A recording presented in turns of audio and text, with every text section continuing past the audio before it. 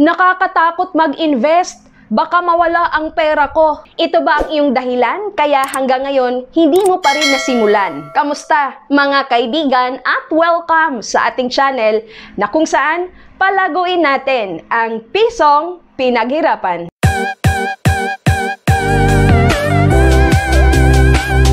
Isang gamot lang ang kailangan mo para mawala na yung takot, yung iyong agam-agam pagdating sa pag-i-invest.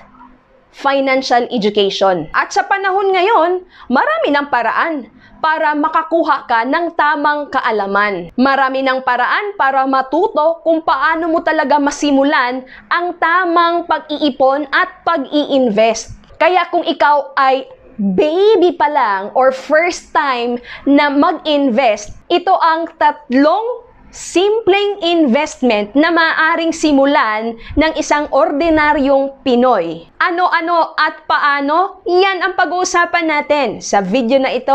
Now na!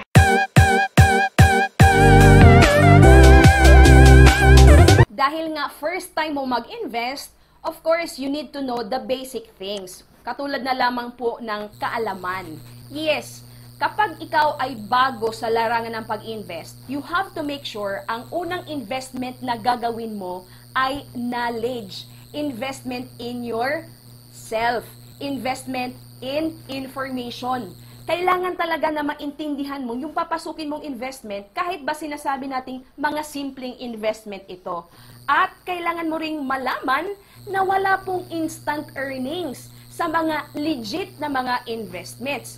Kailangang tumatak sa isipan mo, lalo na kapag naintindihan mo talaga how money works, na hindi po ito magic. Wala po yung tinatawag na payout na after a week kikita ka na kaagad. Wala pong ganon. So you have to understand, when you invest, you let your money grow over time. And of course, lahat po ng investment ay may kaakibat na risk. Kaya kapag sinasabi ng mga tao na ito, zero risk free, talagang siguradong kikita ka dito in a short period of time, yon delikado na. Kaya lalo na kapag a first timer, tapos marinig ka agad nila yung mga word na investment, natatakot na. Bakit? Hindi nila naintindihan, nagpa-promise lang yung mga tao sa kanila, nakikita ka agad, without having proper knowledge, hindi nila naintindihan na, magpe-payout lang daw, tapos wala daw risk. Hindi po, mali po. So you have to make sure you have the proper knowledge. That's why, if you are a first-time investor,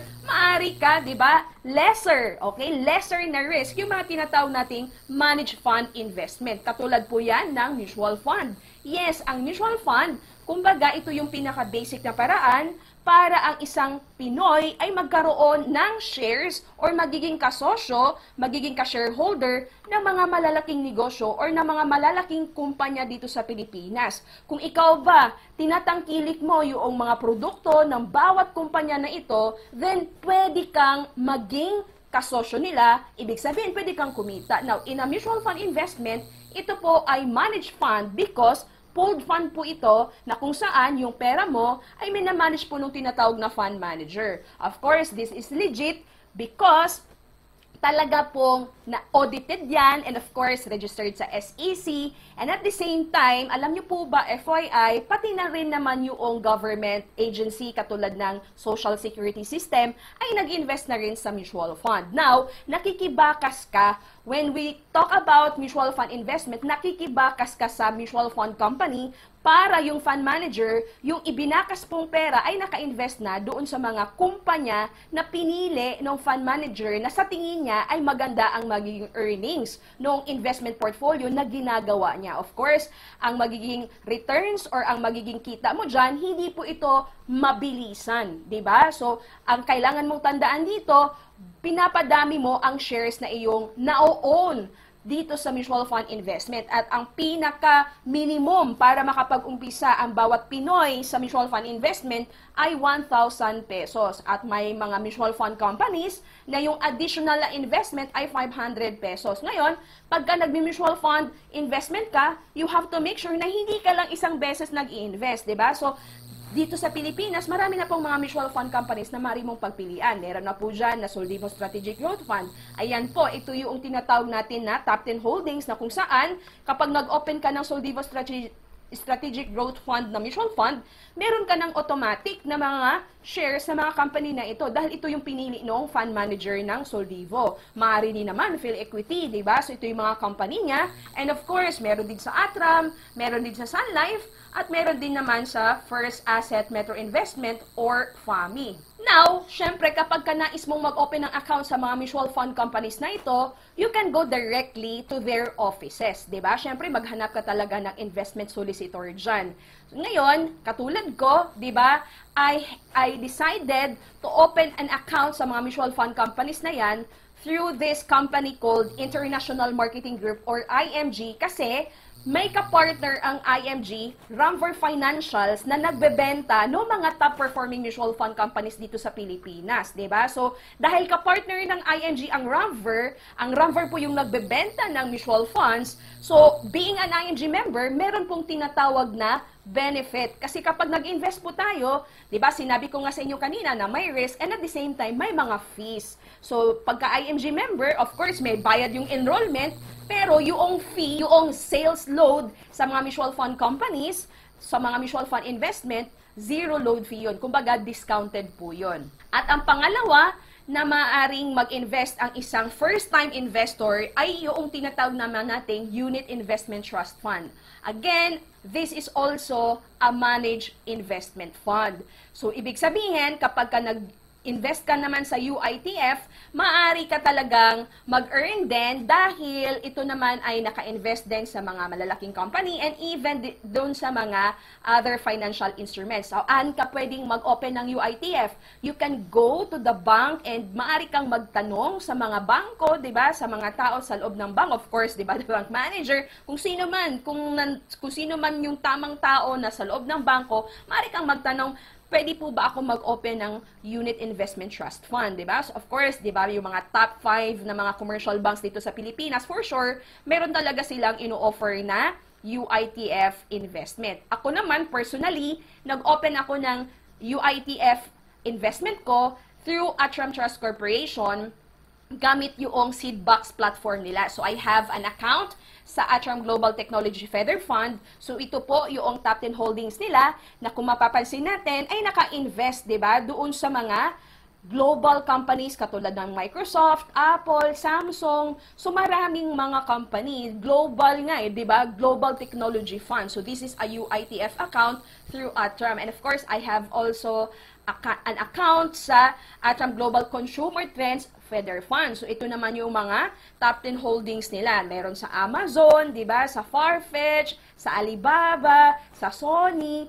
And this is the portal na meron ako with my UITF investment with Atram, di ba? So, you can open an account as low as 1,000 pesos. Of course, minimum additional na investment ay 500 pesos. So, nakakatuwa lang dahil talagang meron tayong access doon sa mga kumpanya na hindi natin inakala, di ba, na ay pwede pala tayo magiging ka-shareholder, di ba? Katulad na lamang ng Amazon or ng mga Samsung or ng Apple or ng Alphabet or ng Microsoft. So, kahalagahan lang talaga, syempre, nagawa ko naman ito noong nagkaroon ako ng kaalaman. And of course, ang pinaka-saving program na dapat meron ang bawat Pilipino, yung tinatawag naman nating Kaiser Saving Program. Kaya nga kung ikaw ay first time na magpasok or ikaw ay first time na papasok sa larangan ng investment, dapat meron ka talagang tinatawag na Kaiser Saving Program. Ano naman itong Kaiser Saving Program? This is a 3-in-1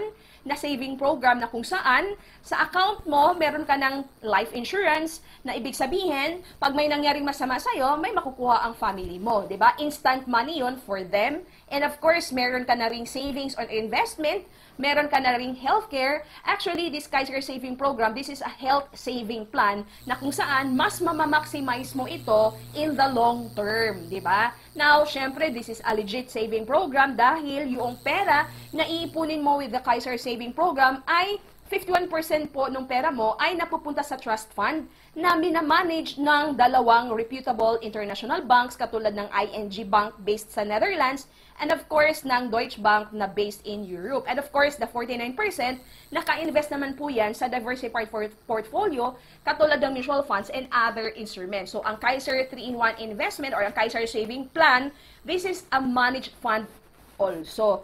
Ngayon, kapag nag-open ka ng account with this Kaiser Saving Plan, marami ka namang mga saving program na maaari mong pagpilian. Ang pinaka-lowest, 2,647 a month. And the good thing with this Kaiser Saving Plan, di ba, na meron na siyang 3-in-1, meron na siyang insurance, meron na siyang healthcare, at meron na siyang investment, 7 taon mo lang ito pag-iipunan, 'di ba? Kapag ka nagkaroon ka ng account dito, bibigyan ka ng access sa magkakaroon ka ng separate or magkakaroon ka ng portal, saving portal na katulad nito. Ngayon, syempre, balikan po natin yung mga UITF na ito, yung mga mutual fund investment na yan.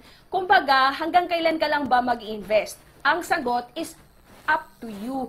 Kasi mahalaga kapag nag-i-invest ka talaga, kailangan meron kang naiset na investment objective or financial goals para alam mo hanggang kailan ka lang mag-iipon or hanggang kailan ka lang mag-invest dito. I hope you find this video informative.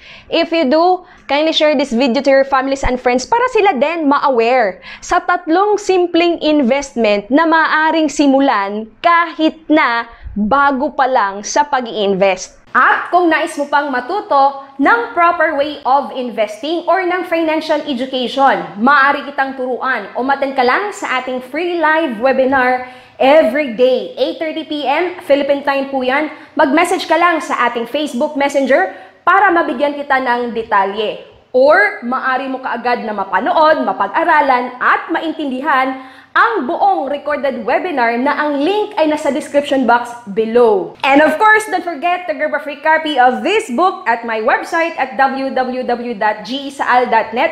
At syempre, huwag mo rin kalimutang mag-subscribe, share, and like this video. Patunugin mo na rin ang bell para ma-notify ka sa mga bagong video lessons na ina-upload natin dito sa ating channel. And oh, by the way guys, marami na tayong mga video lessons na in-upload dito sa ating channel na maaari mong balikan, mapag-aralan, maintindihan para madagdagan pa ang inyong kaalaman. Kung hindi naman mabilis ang kitaan ang hanap mo, talaga namang swak na swak sa'yo ang 3 simpleng investment na ito na maaari mong simulan lalo na kung bago ka pa lang. Ako po muli, si G. Isaal, na palaging magpapaalala sa inyo to live, love, invest. God bless everyone and always remember, God loves you.